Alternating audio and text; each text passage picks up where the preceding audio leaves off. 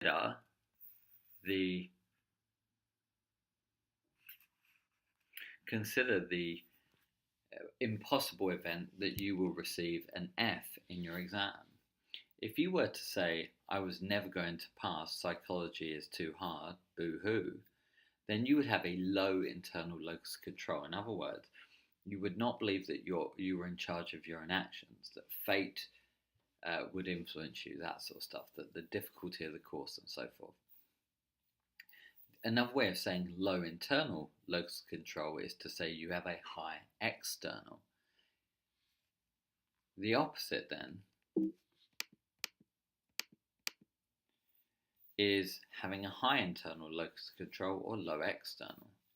And this is the sort of response that someone who has a high internal locus control might have.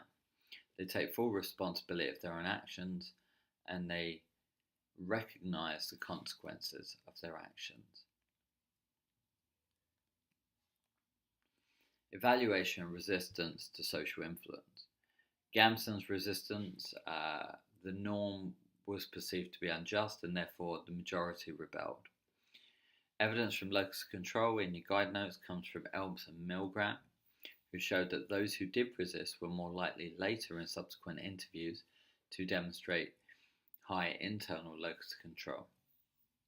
Olliner and Olliner confirmed these findings, finding that rescuers in Nazi Germany who saved many Jews tended to have higher internal locus control and higher social responsibility.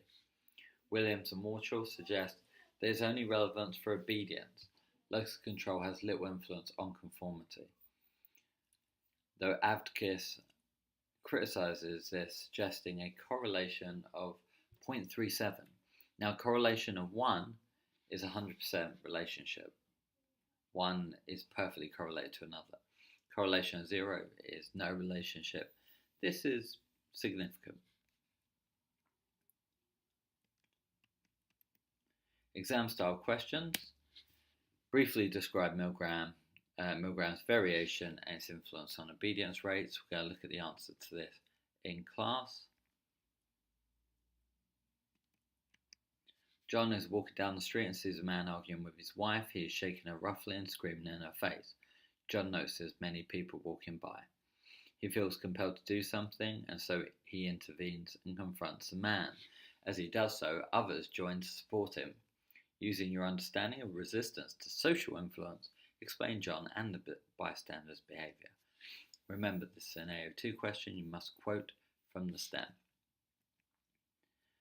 Give one methodological strength of Ash's study, a PEE format please, and avoid ethics. And that is the end of social influence, resistance to social influence. Thank you very much for your time. If you have any questions, as always, please let me know.